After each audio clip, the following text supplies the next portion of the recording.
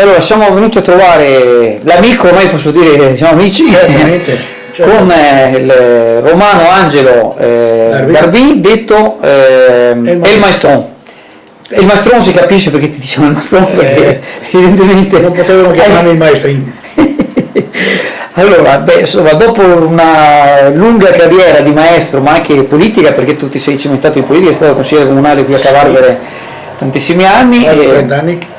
e hai avuto modo anche di, insomma, di non passare inosservato, diciamo così, ti sei dato alla scrittura, insomma, Sì.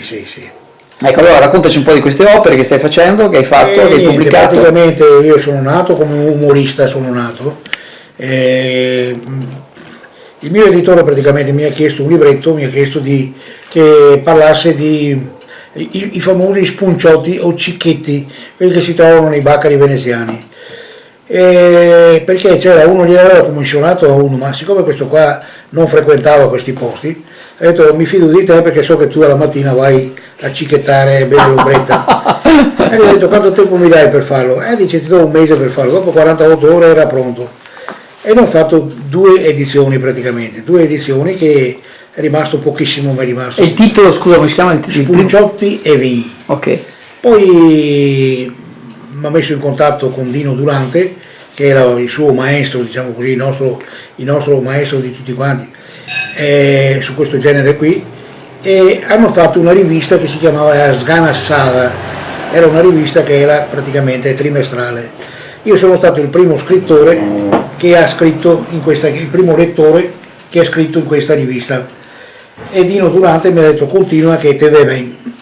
E quindi ho continuato, ho fatto un altro libro che si chiamava Luci e Ombre, più ombre che luci, tutti i personaggi legati a, io dico sempre, alla Madonna Santissima del Tinasso, tutti i personaggi realmente esistiti. Poi ne ho fatto un altro, Sciantisi e Tonà, Tempesta. Ma quindi sempre di taglio umoristico questo? Umoristico, poi ne ho fatti in altri 3 e alla fine sono approdato a questi ultimi qui, forse l'età non lo so.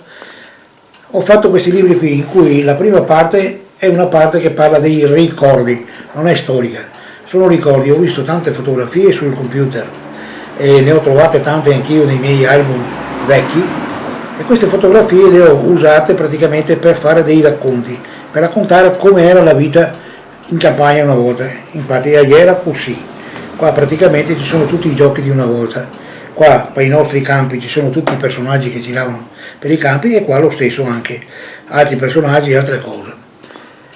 Perché io ho pensato una cosa, che la vita è praticamente un viaggio che inizia con la vita, con la nascita, e finisce purtroppo quando finisce la vita. Quando si va, è un viaggio, quando si va in viaggio praticamente cosa si porta? Si porta una valigia. Nella valigia si mette lo spazzolino, gli effetti personali, eccetera.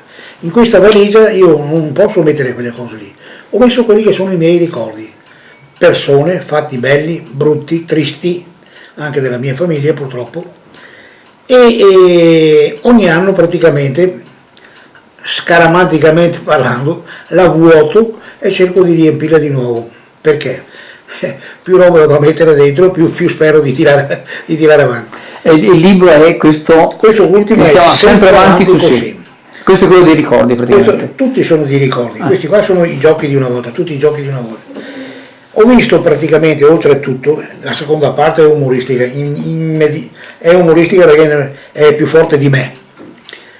Ho visto comunque che questa serie qui, e sto continuando a scrivere un altro, sempre con questa impostazione, una parte di ricordi e una parte di umorismo, va molto bene, va molto forte, la gente è molto contenta, piace.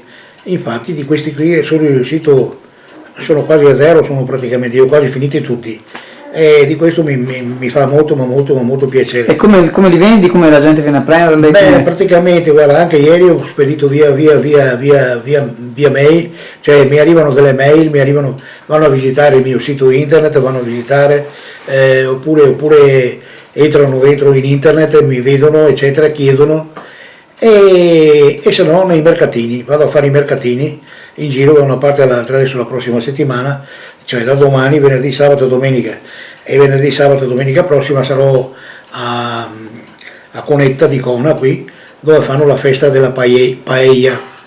È una festa, una volta praticamente era una fiera grandissima, l'ho scritto anche qui dentro, la fiera di San Matteo, era una fiera di bestiame eccetera, e adesso invece si è trasformata praticamente in una festa, però c'è la gente così che viene a mangiare, dove si mangia bene, dove si praticamente balla con delle buonissime orchestre, e dove c'è qualche pazzo come me, come qualche altro, che va a fare il mercatino alla sera lì a vendere i suoi libri, a vendere i suoi prodotti. Io sono uno di quelli. E i prossimi progetti? I prossimi progetti, io sono anche un cabarettista, io è un bardalettiere praticamente, io spero di trovare, cioè spero, qualche volta mi capita ma non sempre, non sono molto, avrei bisogno di una spinta, avrei bisogno, però praticamente mi piacerebbe tanto fare serate di barzellette, serate di cabaret, insieme con un altro amico mio che fa il tastierista, perché è il mio mondo, insomma, mi piace da morire. Allora, senti, per concludere questa intervista ci racconti una barzelletta?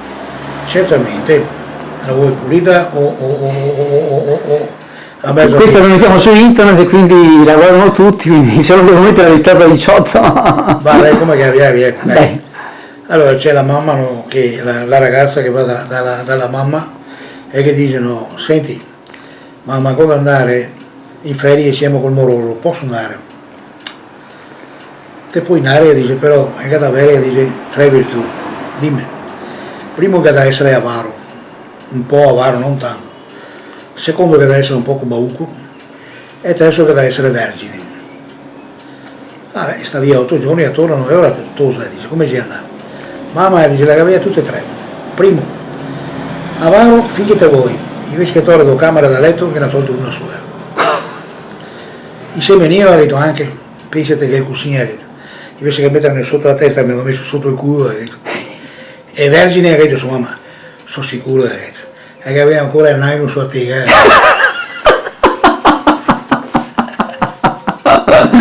E per concludere questa intervista, questa barzelletta è stata benissima, quindi andremo a integrare in futuro con qualche altro ricordo nel bagaglio. Grazie. Grazie a te, è stato un piacere conoscerti, è stato un piacere che tu sia qui con me. Insomma. È un piacere reciproco, veramente, grazie.